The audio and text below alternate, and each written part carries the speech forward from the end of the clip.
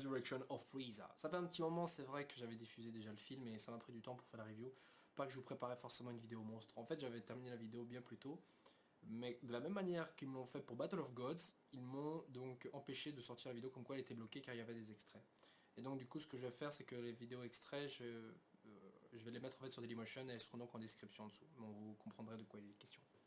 Donc, parlons un peu donc de ce film. Bah écoutez, bon je vais éviter de vous refaire, de vous réexpliquer tout le scénario, je pense que vous êtes au courant, maintenant vous l'avez vu. Donc on va essayer de s'attarder sur les points précis, histoire qu'on ne soit pas là encore pendant 1h30. Hein, parce qu'un blabla d'1h30 pour parler de ce film, je pense que... non, ça, ce Battle of Gods je l'avais fait, mais je me suis rendu compte pardon, que c'était assez brouillon en fait.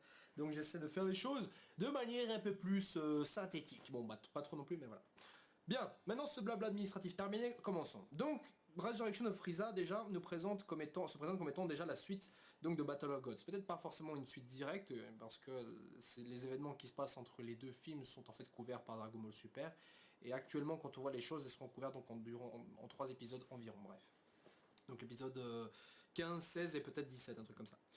Du coup, ce film nous parle de quoi? Bah en fait, on découvre que justement les forces restantes de l'armée de Freezer donc se sont un peu ralliées sous l'égide, sous la coupe d'un des anciens généraux de Freezer qui s'appelle donc Sorbet. Hein. Vous savez déjà Sorbet, voilà, tout ce qui est autour de Freezer, ses alliés, ses guerriers, n'importe quoi. Tout ça, c'est comme j'ai déjà dit, ça, enfin comme vous le savez déjà, ça prend des noms d'objets qui se trouvent en général dans un frigo, d'une manière ou d'une autre. Enfin, qui a un rapport avec le frigo, quoi. Freezer, cold, couleur.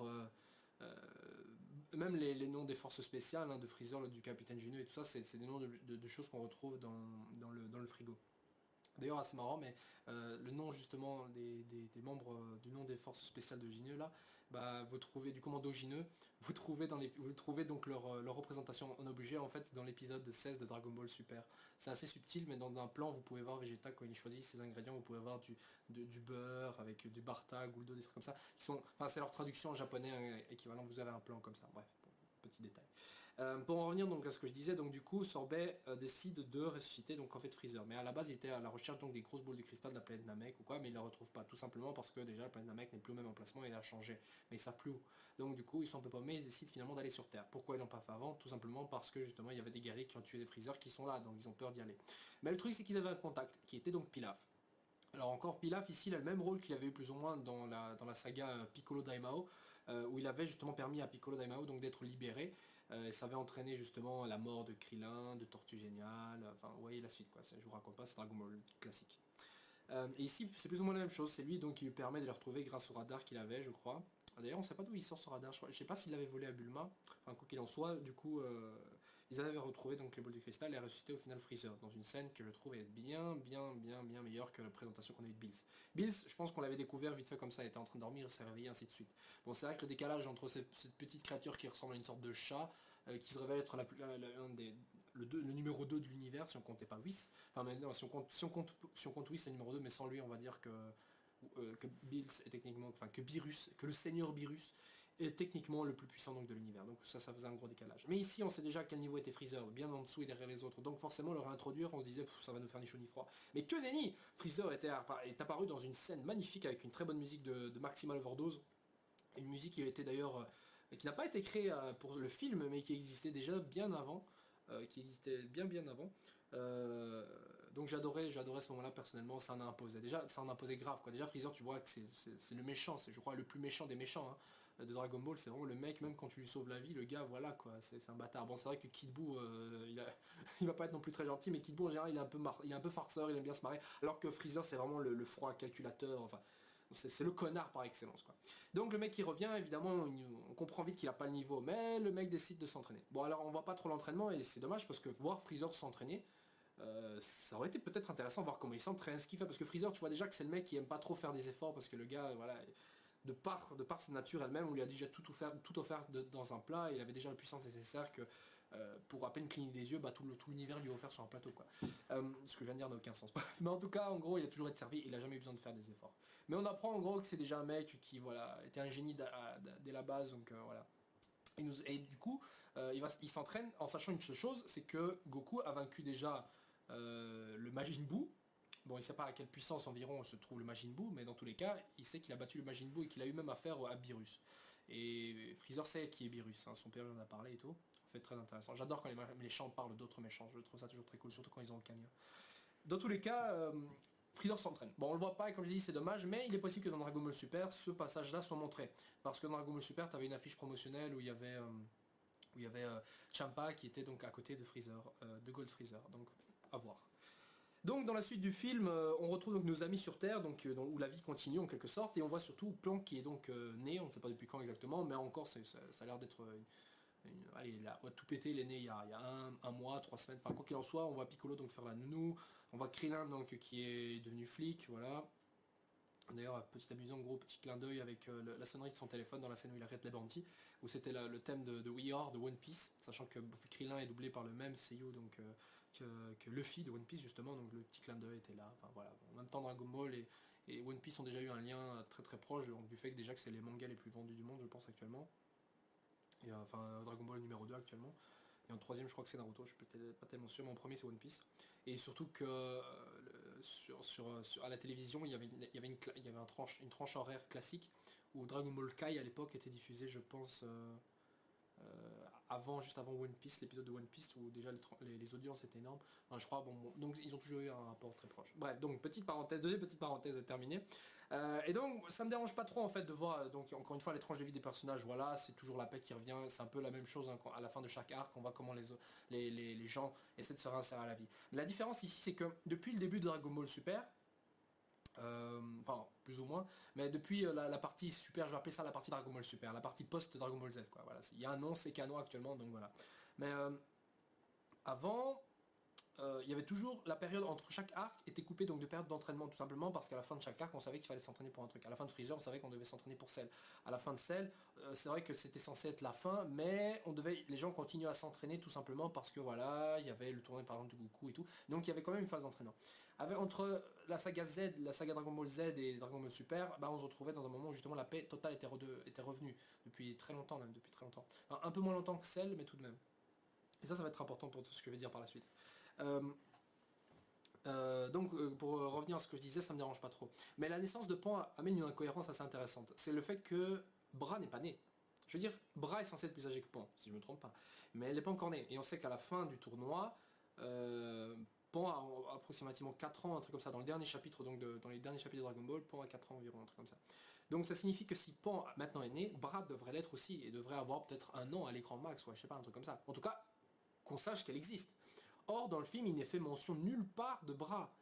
D'ailleurs, on voit même pas Goten et Trunks. D'ailleurs, ça c'est un gros problème, je vais régler ça tout de suite. On les voit pas du tout, mais il est annoncé que dans Dragon Ball Super, Trunks et Goten ont des aventures avec Jaco.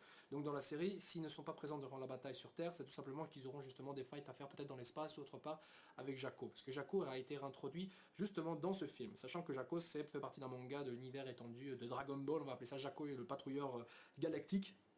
Un manga scénarisé par Toriyama lui-même, et on voit plusieurs choses qui ont rapport avec Dragon Ball, hein. Par exemple la mère de Goku, on la voit justement je crois dans un chapitre teasé de Jaco. C'est pas très sûr, mais en tout cas je vais pas vous présenter Jaco, je ne suis pas là pour ça, donc comprenez juste par là que Jaco fait partie donc d'un manga qui se déroule en quelque sorte dans l'univers de Dragon Ball. Voilà, bon. Du coup il faut savoir aussi que Jaco connaît la sœur de Bulma. Si vous ne savez pas qu'elle avait une sœur, oui, elle a une sœur qui a été introduite justement dans ce même manga qui s'appelle Tights. On ne la voit pas du tout dans le film Resurrection of Frieza, mais c'est pas très grave puisque de toute façon elle est pas si intéressante que ça. Même si dans l'autre manga de Jaco, elle est quand même assez présente. Bref. Donc du coup Jaco il vient parce que voilà, il a senti Freezer et sa bande venir, donc il vient prévenir la famille du Docteur Brief qui est justement le père de Tights, donc normal, il vient les prévenir et tout parce que voilà, c'est l'amitié, c'est les copains. Et lui justement veut pas participer. À la base Jaco était là pour justement prévenir de la menace d'un Saiyan qui serait sur Terre, il l'aura jamais trouvé, enfin bon bref, vous voyez de qui on parle, hein, de Goku, qui ne veut pas se trouver là et au final bon, de toute façon il y a plein de Saiyans maintenant, il y a toute une petite ribambelle de Saiyans, mais il veut pas s'en mêler parce que Freezer est connu par justement la patrouille galactique comme étant déjà le plus grand danger je pense de l'univers. Bon c'est à l'époque hein, évidemment, je sais pas si la patrouille galactique est au courant pour Cell ou Majin Buu elle est vaincue sur Terre, mais je pense que s'il sort Benley, je pense que les autres devraient l'être aussi, mais bon c'est un détail de toute façon. Mais le fait est qu'il est aussi au courant de l'existence de Beerus, mais Beerus est censé être une légende, ce qui est normal puisque le mec est resté endormi 40 ans, donc c'est normal que certains n'ont peut-être jamais entendu parler de lui au début, comme nous. Donc petit fait étrange quand même. Donc ça c'est une incohérence, le fait que Bran ne soit pas là déjà. Et ça c'est vraiment dommage. Parce que ça voudrait dire qu'il est grandement possible que justement Dragon Ball Super réécrive la fin de Dragon Ball. Ce qui serait vraiment bizarre. Parce que je veux dire les mangas sont vendus par millions maintenant, voilà, tout le monde connaît la vraie fin Donc réécrire une fin différente, ce serait pas possible. Donc normalement, il devrait s'en tenir à ce que Dragon Ball a déjà fait. Mais alors, ça veut dire que Bra, techniquement, alors ne devrait pas être plus âgé que Pan, mais il devrait être plus jeune. Et le fait est qu'on la voit plus âgée. Je suis pratiquement sûr qu'on la voit plus âgée. Donc ça fait donc une petite incohérence. Deuxième petite incohérence vient avec donc la venue de Freezer, qui donc détruit en arrivant une ville pour faire le malin. Mais ça, c'est peut-être pas une incohérence, hein, mais c'en est une si le fait suivant s'avère vrai. En fait, il faut savoir une chose, c'est que tous les terriens sont déjà morts une fois. Déjà face à Majin Buu, au moins. Hein, ils sont tous morts face à Majin Buu, au moins. S'ils sont pas morts face à Super Buu, ils sont au moins morts au moment où Kid Buu a détruit la Terre. Donc ils sont au moins morts une fois. Et les gens de ces capitales détruites par Freezer donc entraînent leur deuxième mort. Mais le fait est que les Bulma et les autres veulent les ressusciter et retrouver Dragon Ball pour les ressusciter, mais ils ne peuvent pas le faire parce qu'ils sont déjà morts deux fois. Et donc là, ce serait une incohérence si justement ils arriveraient quand même à les ressusciter. Bon, ça ne s'est pas montré, mais Bulma se contredit parce qu'ils savent bien, ils sont bien au courant qu'ils ne peuvent pas les ressusciter deux fois. Ou alors, voilà, et c'est là que vient le chibatoire, c'est que Dende a augmenté les pouvoirs des Dragon Ball pour ressusciter les gens de manière illimitée. Ça, je suis pas vraiment sûr qu'il l'ait fait, mais il y a moyen qu'il l'ait fait pour augmenter donc ses pouvoirs et ainsi ressusciter les gens. Genre, il a augmenté les pouvoirs pour, à la place de faire un vœu, on en peut en faire un, ou genre de ressusciter plus qu'une seule personne, mais autant que possible, donc c'est compris dans un seul vœu, mais avec une limite de 2 morts, contrairement à Porunga, donc il peut le faire de manière illimitée. Donc s'il a augmenté les pouvoirs pour le faire aussi de manière illimitée, pas de problème. Si c'est pas le cas, il y a une incohérence de ce côté-là. Bon.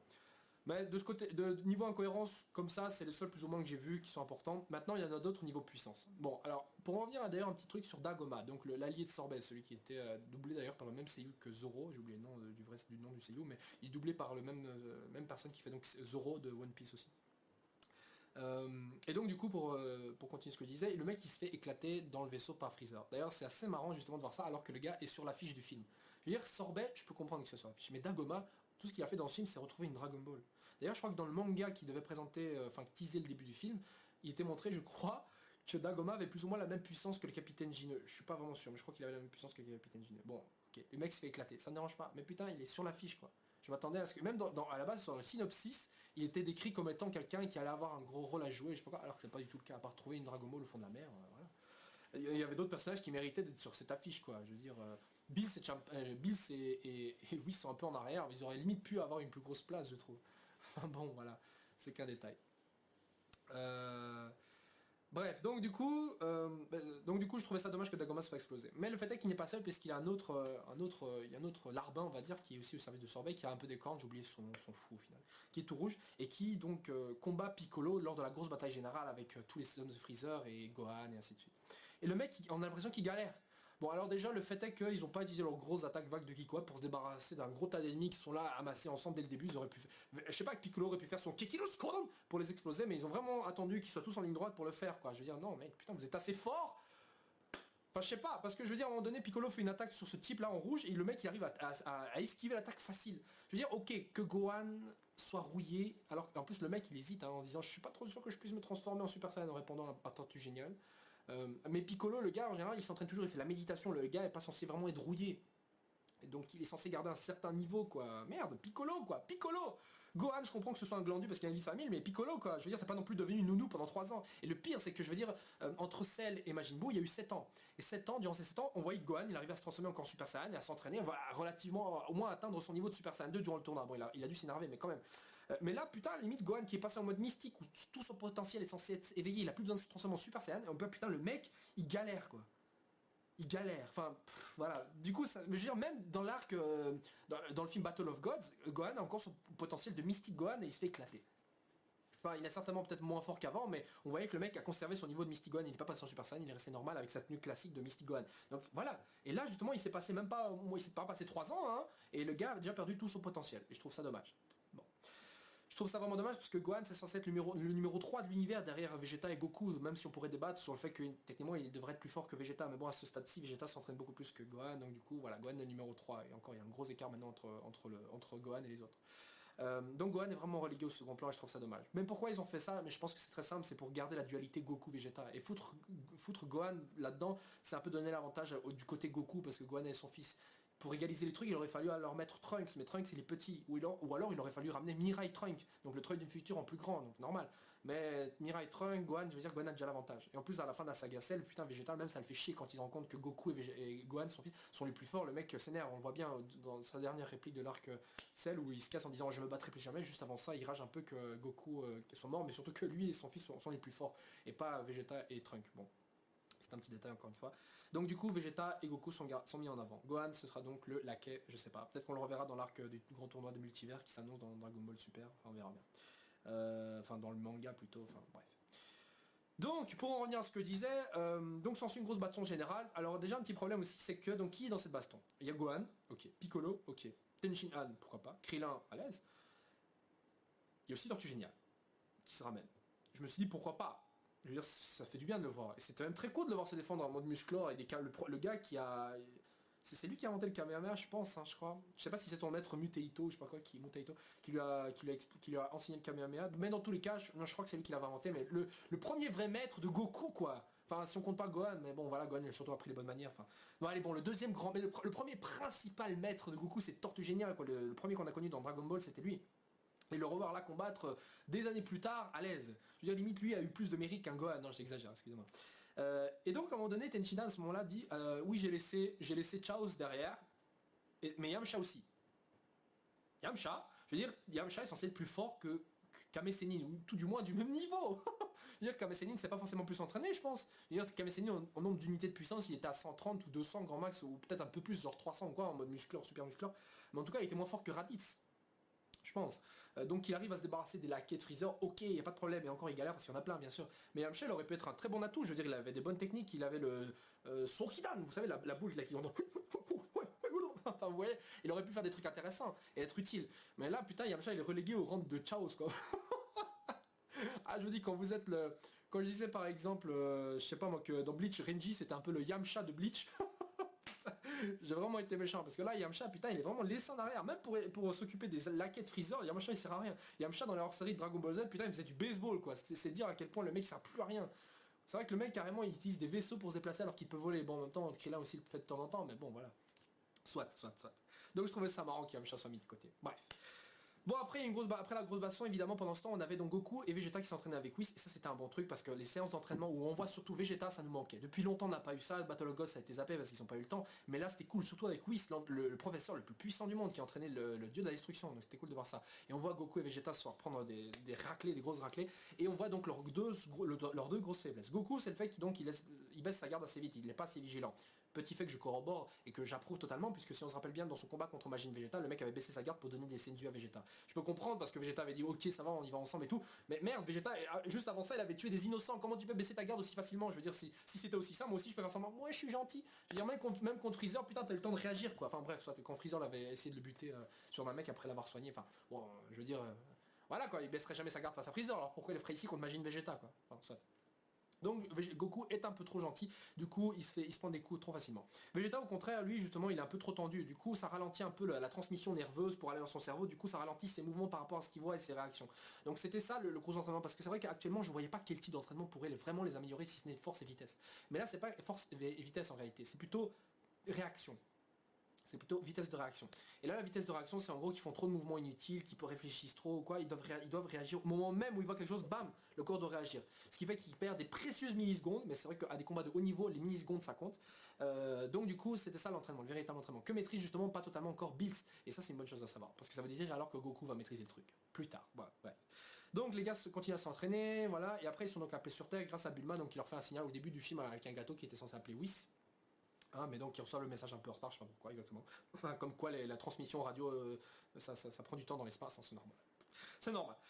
Donc au final ils arrivent et donc ils vont se charger un peu de Freezer qui se transforme directement en forme finale. Il enchaîne un combat avec Goku rapidement où Goku se transforme pas en Super Saiyan ni en rien du tout. Mais je pense que là en fait, à ce moment-là, Goku est en forme normale avec l'essence de Super Saiyan assimilée. Parce que justement leur combat où Goku a un peu l'avantage, Freezer se transforme donc en Golden Frieza, qui est censé donc une forme qu'il a à peine maîtrisée, et qui était une forme qu'il a chopé vraiment sans faire exprès. En fait il s'est un peu trop entraîné, du coup il arrive à ce stade là. Et ça c'est vraiment déjà énorme, parce qu'en 4 mois le mec il a réussi à rattraper 4, 5, si on compte la Battle of Gods, l'équivalent de 8 arcs géants, parce que Battle of Gods en termes de progression, si on compte par rang de Super Saiyan, c'est comme s'il y avait 4 arcs géants de stade suivant. Enfin peu importe, mais en tout cas Freezer s'est super entraîné, donc du coup il s'est entraîné au tel point d'obtenir et rattraper le niveau quoi. Donc Goku à ce moment-là, il n'a pas les cheveux dorés, il a rien, il a les cheveux noirs, mais donc il est en mode Super Saiyan normal avec l'essence de Dieu assimilée. Et donc pour pallier à ce problème de Golden Frieza, Goku se transforme donc en Super Saiyan Blue. Ce mode Super Saiyan Blue, bon, il explique comme quoi ce Super Saiyan God, Super Saiyan, c'est déjà un très mauvais nom, mais je vais vous dire pourquoi. C'est en fait donc un Super Saiyan qui a assimilé l'essence d'un dieu. Parce que vous savez, j'avais déjà dit plusieurs fois, mais le Super Saiyan God, j'aime pas cette appellation. En fait, on aurait plutôt... En fait, si, allez, j'ai pas de problème avec le Super Saiyan God. Mais le Super Saiyan God, Super Saiyan n'a aucun sens. Ça voudrait dire en fait que c'est un stade au-dessus du Super Saiyan God. Alors que c'est pas le cas. Le Super Saiyan Blue n'est pas un stade au-dessus du Super Saiyan God. En fait, techniquement, il est un stade en dessous. Mais en termes de puissance, il est au-dessus. Il offre plus de possibilités surtout. En fait, le Super Saiyan Blue, je l'explique, c'est un Super Saiyan avec l'essence d'un dieu. Et si vous vous rappelez le combat contre Bills, en fait c'est le même stade qu'il avait quand il était resté en mode Super Saiyan et qu'il combattait Bills. Il n'avait pas les cheveux bleus c'est sûr, mais c'est parce qu'il maîtrisait pas la forme. Je veux dire, Freezer il a bien choisi la couleur de ses cheveux, donc ça lui a mis du temps, c'est un truc qui se choisit visiblement. Donc pour le Super Saiyan Blue c'est plus ou moins la même chose, quand tu maîtrises le truc, et ben justement tu chopes cette couleur là. Au début quand il combattait Beerus, bah Goku voilà, il avait les cheveux encore dorés. Donc c'est ça l'explication. Donc le Super Saiyan Blue est un stade qui n'est pas le Super Saiyan God, ni vraiment un stade supérieur. Si vous parlez de stade supérieur dans le sens puissance supérieure, alors là oui. Mais en termes d'évolution, c'est pas le cas. Le Super Saiyan God, comme j'ai dit, c'est le stade ultime. C'est le stade ultime. Le Super Saiyan Blue, c'est un bête Super Saiyan avec l'essence d'un dieu. Il n'a pas gardé tout le potentiel ni le truc où on sent plus son ki. Je crois que je sais pas si en Super Saiyan Blue, par contre c'est vrai, si en Super Saiyan Blue on sent ou pas son ki. Je suis pas très sûr. Il n'y a pas vraiment de grosse mention de ce côté-là, donc je sais pas trop. Mais dans tous les cas, je pense que il faut différencier les deux. Il faut différencier les deux. Parce que l'appellation Super Saiyan God, Super Saiyan, ça suggérait justement que le Super Saiyan God se transforme en Super Saiyan. Alors qu'en soi, le Super Saiyan God est déjà un Super Saiyan. De par le nom, Super Saiyan God. Si ça avait été le God Saiyan ou Saiyan God, ok. Donc un God Saiyan, alors en statuant deviendrait le Super Saiyan God. Ça, ce serait logique, mais c'est pas le cas ici. Bref, excusez-moi, petit blabla qui a embrouillé certains. Bref, du coup, petite baston bien faite et tout. Et là, on en vient des petits passages, parlons maintenant donc la musique et l'animation. L'animation, je la trouvais bien meilleure que Battle of Gods. Battle of Gods, t'avais des plans 3D qui se voyaient un peu trop, et limite, t'étais là, ouais. Alors qu'ici, c'est bien mieux géré. T'as des transitions 3D, 2D assez rapides qui sont très bonnes. Et la 3D utilisée par exemple pour les hommes de Man Freezer, quand on les voit tous derrière lui et tout, ça c'était plutôt pas mal. Et ça me rappelait d'ailleurs beaucoup les jeux. D'ailleurs, en commentaire, quand j'ai diffusé le film, en commentaire sur le chat, t'as des gens qui disaient, on dirait les personnages du jeu et tout autour de lui. Ce qui était pas mal, en fait, ça rendait bien, au final, on les voyait bien.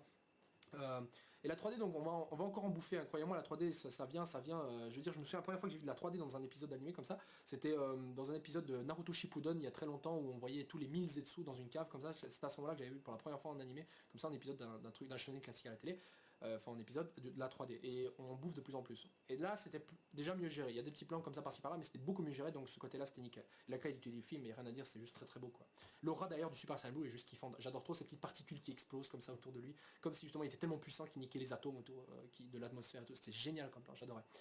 Et c'est comme le Super Saiyan, vous savez, Gogeta Saiyan 4. Gogeta 4, je me souviens, il avait une aura de Super Saiyan qui montait jusqu'au ciel carrément, ce qui était déjà cool, mais surtout il y avait des petites étoiles autour de lui, comme si le truc était magique, était divin, et ça c'était super beau et j'adorais ça. Les trucs au niveau des auras, c'est des petits détails comme ça, mais qui jouent beaucoup, genre l'électricité ou quoi, pour le Super Saiyan 2. Le Super Saiyan Blue, ces particules qui explosent comme ça, je trouvais ça vraiment génial, je trouvais ça vraiment stylé. J'ai pas de problème de toute façon avec la couleur bleue, voilà, c'est une couleur quoi, y a pas de souci. Bref, d'ailleurs, je me souviens, Toriyama avait dit que pour lui, le rouge était techniquement censé être plus fort que le bleu. Au final, le bleu va plus loin dans le Dragon Ball en termes d'évolution, d'évolution. Donc le bleu, voilà, la théorie de la couleur de la flamme que j'avais déjà lâché. Enfin, vous voyez, donc la couleur bleue plus forte que la couleur rouge parce que les flammes bleues sont plus chaudes que les rouges, voilà. Et justement, à cet effet-là, je me suis dit, bah, s'il y avait un stade supérieur, les cheveux devraient être blancs alors. Ouais, les flammes les plus chaudes ça rapproche de la couleur blanche. C'est des flammes artificielles en soi, mais au niveau température, c'est les blanches. Et justement, ça rejoint l'évolution qu'on avait il y a très longtemps du Super Saiyan 5 qui avait les cheveux blancs. Ou en tout cas d'un Super Saiyan supérieur au 4 mais qui avait les cheveux blancs. Ça ferait comme ça ferait la boucle serait bouclée quoi. On rejoindrait alors le vieux mythe du Super Saiyan aux cheveux blancs si un stade au-dessus du Super Saiyan bleu existait. Moi je vois que le blanc. Le jaune il n'y a pas, le noir c'est pris, le rouge c'est pris aussi, le bleu c'est fait, le mauve ça le ferait pas, l'orange ça se rapprocherait un peu trop ouais, les cheveux orange c'est moche en plus. Mais le blanc ça le ferait. C'est comme Baby Vegeta, il avait les cheveux blancs, c'était plutôt pas mal, je trouvais. Euh, donc le Super Saiyan au-dessus du Super Saiyan bleu avec les cheveux blancs, ce serait génial. Et je le prévois, je suis sûr que si on a un stade au-dessus, ce sera blanc. Je vous jure, la boucle sera vraiment bouclée. Vous vous souvenez de cet Antwork de Super Saiyan 5? Il avait des cheveux blancs, avec des fringues différentes, c'était Goku comme ça. D'ailleurs, de manière générale, quand on parle de Super Saiyan 5, vous voyez sur Google Images, vous voyez des gars aux cheveux blancs et tout. Voilà, c'est communément accepté. Donc là, franchement, ce sera un super point de voir un stade au-dessus du Super Saiyan Blue, mais avec les cheveux blancs. Un Super Saiyan White. Super Saiyan blanc. Oh, raciste. Bon, bref, du coup, il y a donc le combat entre Goku et Freezer était plutôt pas mal niveau animation et tout. Mais au niveau musique, il y avait quand même des petits moments, comme je l'ai dit, c'était pareil sur Battle of Gods. Enfin non, allez, c'était plus ici le cas. Il y avait des moments de blanc, il y avait des phases où il n'y avait pas de musique. Bon, c'est vrai qu'il y avait aussi des phases sans musique dans Battle of Gods, ce que je trouvais dommage. Et je vous avais mis des extraits avec une musique à la fin de la vidéo de Battle of Gods où j'ai fait ma review, j'avais jeté une musique. Et sur Resurrection of Freezer, j'ai fait pareil. Elles seront en description. Je mettrai genre, voilà, telle scène avec une musique en plus. Bon, parfois ce sera pas des musiques Dragon Ball, mais c'est pour vous dire que ajouter de la musique, parfois ça change la perception de telle ou telle scène. Et croyez-moi, je vais vous mettre différents exemples, vous allez voir que ça change quelque chose. Il y a des petits passages sympathiques, genre la version instrumentale de la chanson de Freezer de Maximum Overdose, qui a pas duré longtemps et je trouve ça dommage parce que c'est vrai que ça aurait été une musique sympa pour l'ambiance et tout, mais elle n'a pas duré trop longtemps. Les musiques d'ambiance en soi elles sont plutôt pas mal, elles sont même très bonnes, hein. J'avais déjà dit pour Dragon Ball Super, c'est le même gars qui compose, les musiques d'ambiance sont très bonnes. Et je vous renvoie d'ailleurs une musique qu'il avait composée pour le sacrifice de Vegeta dans Dragon Ball Kai et la saga Buu, parce que c'est lui aussi qui a fait l'OST donc de cette saga-là. Il a fait des très très bons trucs, je trouve. Vraiment des très bons trucs. J'avais déjà montré avant, mais je le remets quand même en description.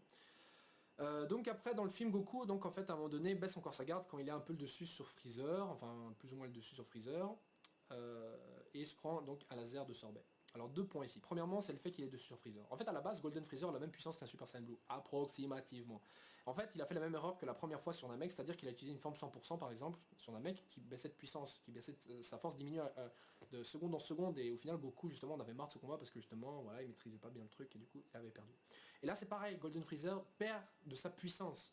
Il perd de sa puissance. Donc au début du combat, si vous regardez bien, c'était Freezer qui avait plus ou moins l'avantage. Il gérait le combat et tout, il avait même limite pas de problème. Et au fur et à mesure du combat, on est passé d'une supériorité plus ou moins à un jeu égal et tout. Et après, c'est Goku qui avait l'avantage. Il a vraiment eu l'avantage après. Et je trouvais ça con. Je trouvais ça con parce que... je veux dire, on était censé nous offrir un bon combat, je veux dire, pas encore un truc, un énième retournement scénaristique facile. Surtout que justement, après Goku, c'est Vegeta qui a pris la relève. Donc justement, ça aurait été intéressant de voir un Vegeta qui est au final supérieur à Goku. Là, c'est juste Vegeta, il gagne le combat parce que, voilà, Goku a baissé sa garde et s'est pris un laser de sorbet, donc du coup, son corps est pas assez résistant quand il baisse sa garde, et il est aussi fragile qu'un humain classique, comme l'explique Freezer. Parce que ça, c'était un bullshit, hein. C'était une scène bullshit, pas beaucoup, mais c'est expliqué dans le film, donc il n'y a pas de problème là-dessus. Mais c'est dire la différence entre Goku qui se prend un laser de la mort de Freezer en Super Saiyan 1, il a rien, il a même pas une égratignure, et là c'est Sorbet qui crée avec un laser fait maison, il le transperce un Super Saiyan Blue légendaire quoi. C'est dire l'écart qu'il y a quand t'es concentré par concentré quoi. Bref, pour en revenir à ce que je disais, au final Vegeta avait eu son heure mais c'était un peu trop facile pour lui. Mais justement c'est ça aussi qui est dommage, c'est que Vegeta aurait dû avoir vraiment l'avantage, enfin aurait dû être un peu plus mis en avant. Le vrai Nemesis de Freezer, c'est pas forcément Goku, c'est surtout Vegeta. Si on pourrait dire que c'était Goku, c'est parce que justement c'est le descendant, le dernier des Saiyans qui était vivant. Mais Vegeta, lui, putain, c'est le vrai représentant des Saiyans, quoi. C'est le prince des Saiyans, c'est le gars qui fait peut-être pas forcément sa planète, il s'en foutait, mais il avait sa fierté de Saiyan. Il a été humilié, maltraité par Freezer et a été son larbin pendant des années. Il a dû fermer sa bouche. Il en a même pleuré quand il sentait que sa fin était proche et que Freezer allait gagner. Mais bon, il avait vu Goku, mais il en pleurait de supplier Goku de venger. Donc il y avait...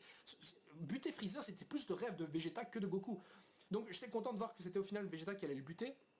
Alors qu'au final en fait c'est même pas le cas, mais je trouvais dommage qu'il y a juste ce moment là qui a été donné à Vegeta, alors que clairement Golden Frieza était de toute façon en dessous de lui. S'il avait été plus puissant ou même la même puissance, il y aurait eu plus de légitimité, plus de facilité, enfin plus d'acceptation, plus de légitimité à la victoire de Vegeta.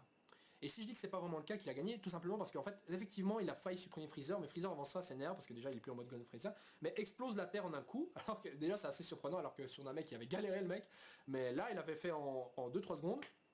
Ouais, il avait fait en 2-3 secondes. D'ailleurs c'était marrant parce que j'avais dit durant la diffusion de film, genre Freezer fait, je m'entraînais pendant 4 mois, moi j'avais dit, selon le théorème de Freezer, 4 mois c'est équivalent à 5 ans. Moi j'étais comme ça, c'est comme si on a un mec, genre 5 minutes c'est 1 heure. Enfin bref, donc Freezer explose la planète et du coup Whis arrive à sauver toute la bande, qui était avec Beerus qui était présent, mais Beerus s'est pas mêlé du combat tout simplement parce que voilà, le gars c'est un dieu de la destruction, il est un peu impartial et il prend pas de... Voilà, il prend pas de parti. Pourtant, il protège évidemment un peu les humains parce qu'ils font des bons plats. Donc au final, il prend un peu parti, j'ai envie de dire. C'était assez drôle d'ailleurs. Freezer qui est en train de faire Bill Susama. Genre le mec il stresse un peu parce qu'il avait peur que Bill se mette en travers de sa route.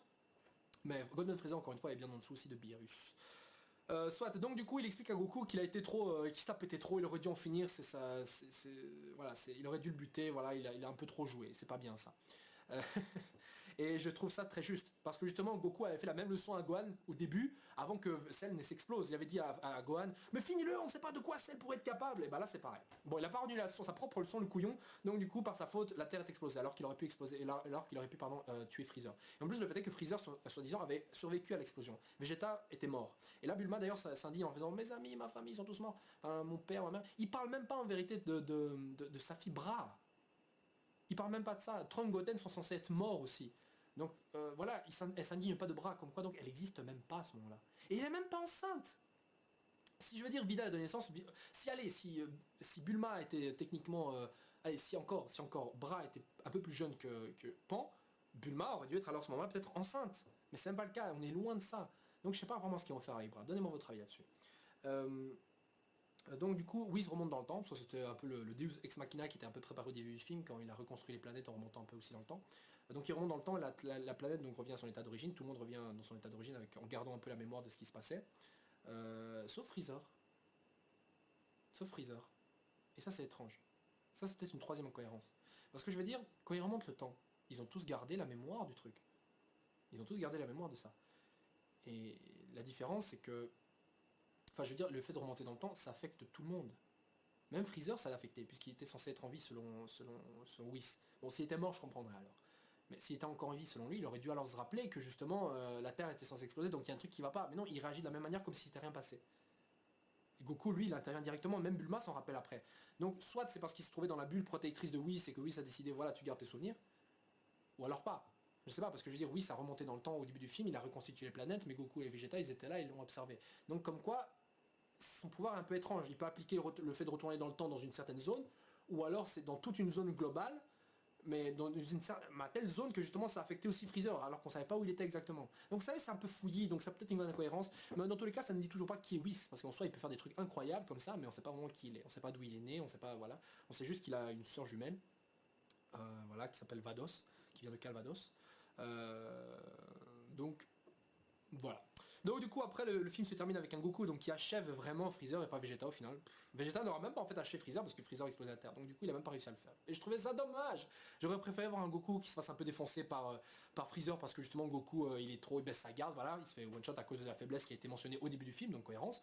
Mais que Vegeta intervient, justement le mec se détend. Parce qu'on le voit calme quand il pète la gueule à Freezer, comme si justement il était plus stressé, il était plus tendu et qu'il avait pas lié au problème que justement oui ça avait décelé en lui. Et ça aurait mis justement Vegeta au-dessus de Goku. Et là on en vient à un autre truc, c'est pourquoi il est en Super Saiyan Blue. Pour être Super Saiyan Blue, et ça sous-entend être un Super Saiyan avec l'essence d'un dieu. Mais il n'a pas eu le rituel, on l'a pas vu faire ça. Alors peut-être que dans la série on verra donc le rituel s'accomplir, mais dans la série on voit déjà que Vegeta est parti s'entraîner avec Whis déjà direct, donc il n'aura pas le temps de faire le rituel, en tout cas pas tout de suite je pense. Donc il n'aura pas forcément le temps de le faire. Donc la seule possibilité que j'avais déjà émis lors de l'épisode où le rituel du Super Saiyan God est arrivé dans Dragon Ball Super, c'est que Vegeta a assimilé, de la même manière que Goku a assimilé un peu l'essence d'un dieu, mais lui, Vegeta, il a assimilé lors du rituel cette énergie de God, de Dieu.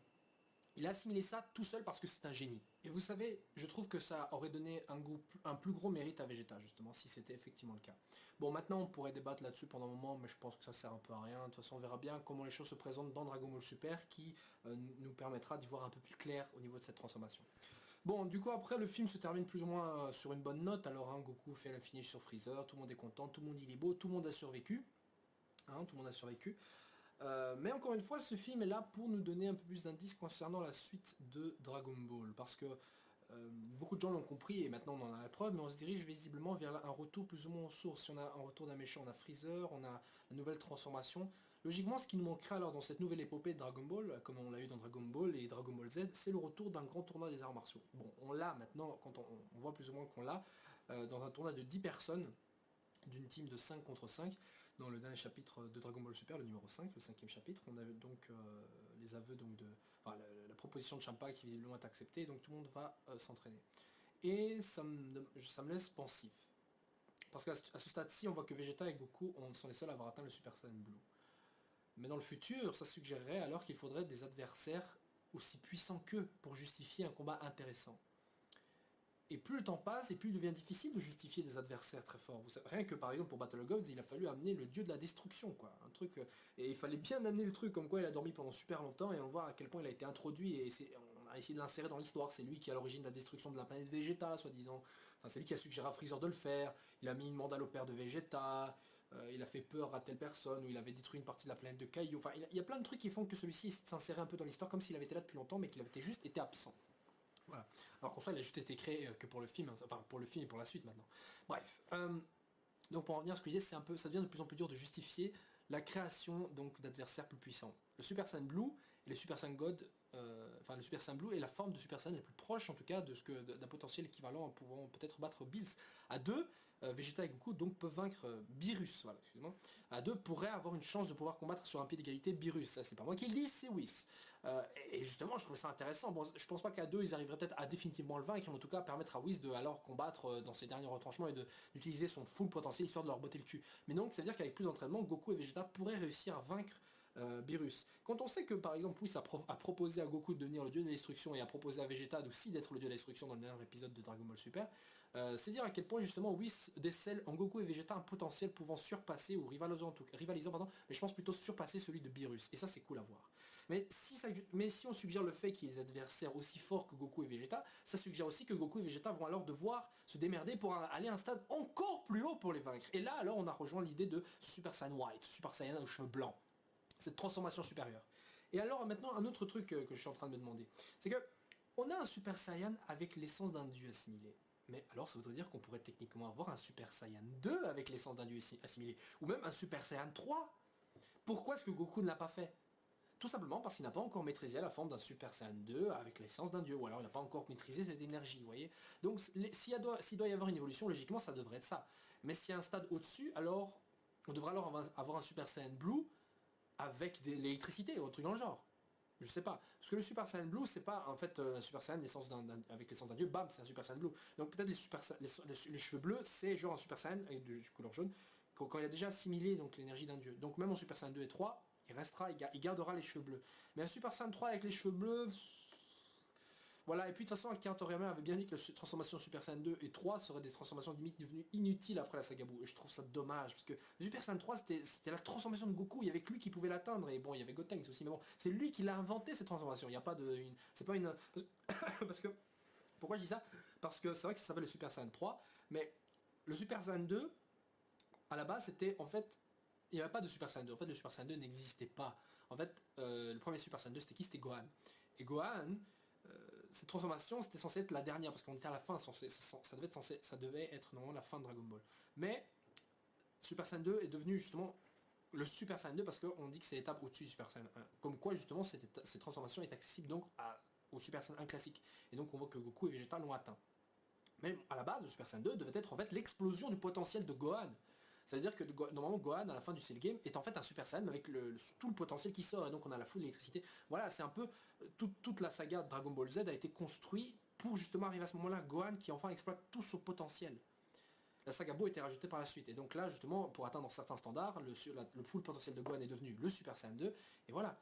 Et après, on a Goku qui arrive avec un Super Saiyan 3. Et alors que le Super Saiyan 2 n'est pas une transformation qui fatigue, hein, c'est une transformation qui exploite tout le potentiel et qui fatigue pas plus que ça. Vous voyez Goku et Vegeta être exténués d'être transformés en Super Saiyan 2. Non, ils sont juste, ils ont toujours l'air énervés ou quoi, ils sont toujours l'air avec cette rage dans leur cœur ou quoi. Vous voyez, ce trouble dans leur cœur, contrairement au Super Saiyan 1 qui justement, ils ont plus tellement ce trouble, ils peuvent rigoler et sourire parce qu'ils ont maîtrisé cette forme. Mais le Super Saiyan 2 pas encore. Mais Goku a atteint le Super Saiyan 3. Et ce stade-là, je sais, on varie un peu sur le sujet de base, mais le Super Saiyan 3, lui, c'est un truc qui augmente la puissance, mais qui fatigue encore Goku. Vous pourrez dire que c'est parce que justement, il n'a pas encore maîtrisé, mais le Super Saiyan 2, Gohan, il a utilisé, il n'était pas fatigué, hein.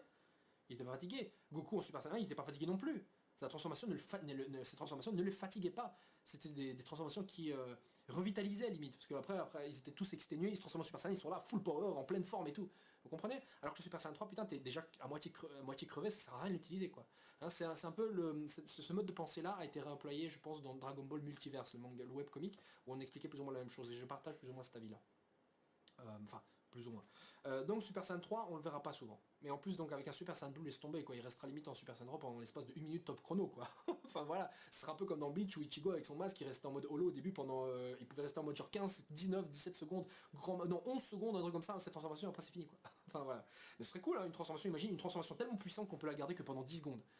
Ça serait pas mal, ça serait pas mal. Bref, du coup, les gens, donnez-moi votre avis sur le film, qu'est-ce que vous en avez pensé, niveau musique, animation, la 3D, l'histoire, ce qu'on fait de Gohan, cette transformation en Super Saiyan White, peut-être dans le futur. ce qui arrivait de Freezer, voilà, enfin, je veux dire, le pauvre mec qui commence en enfer avec plein de petites saloperies autour de lui, parce que pour lui, pour un mec sérieux et tyrannique comme lui, et vivre dans un endroit enchanté, tout rose, mignon, ça doit être horrible. Et le mec retourne encore une fois dans l'enfer. D'ailleurs, ça me fait penser à un truc. Plusieurs fois dans le film, c'est peut-être la mauvaise traduction, il est question l'enfer de la Terre. Et moi je me suis dit, bah en fait, ça veut dire que quand tu meurs sur une planète, tu vas dans l'enfer de la planète.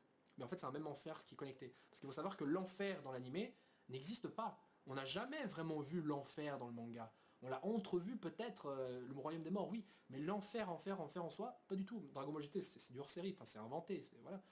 Ce qu'on a vu dans Dragon Ball Z, c'est quand ils tombent de la route du serpent, ou quand on voit Freezer et les autres voir ce qui se passe justement à partir de l'enfer.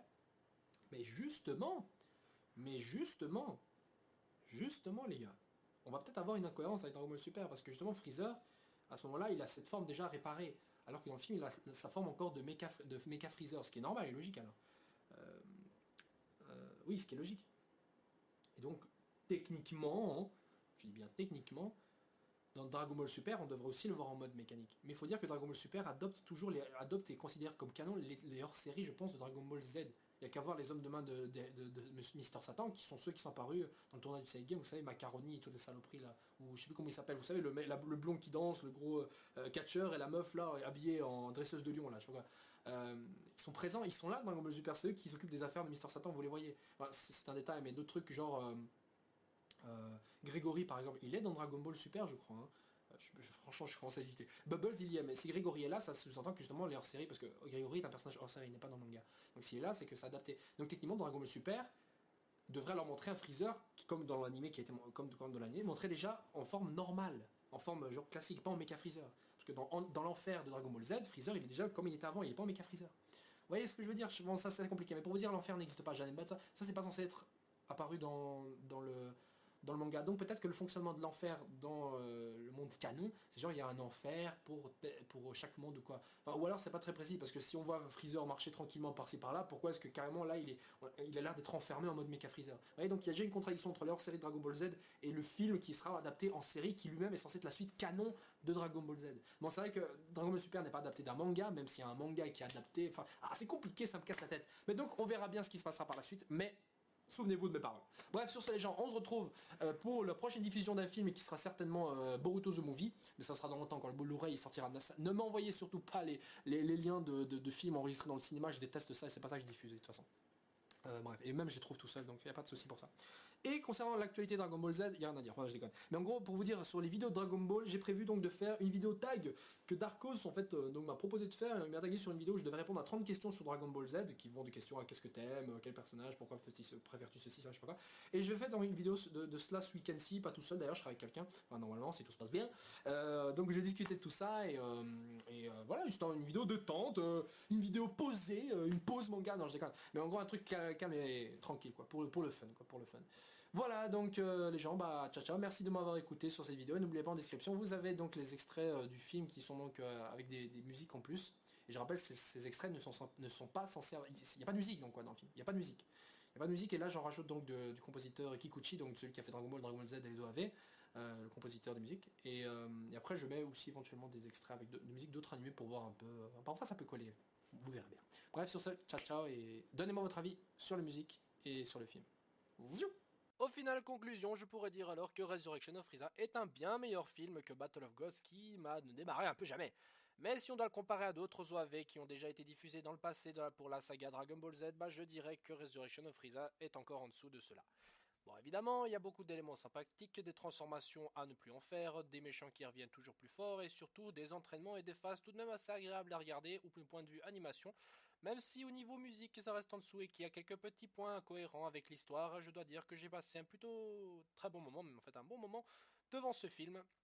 Mais je dois tout de même pointer le fait qu'il y a vraiment une grosse problématique concernant ce manque d'implication, ce manque je dirais plutôt de prise de risque qui serait intéressant parce que évidemment tout ce qui se passe ici, bah, ça sert un peu à rien puisqu'on sait déjà que tout ce qui se passera à la fin de Dragon Ball, c'est que tout le monde sera en vie, la Terre sera là et tout le monde sera heureux dans le meilleur des mondes avec une pente dans le dernier tournoi des arts martiaux avec Sangoku qui s'en va ensuite avec Oob.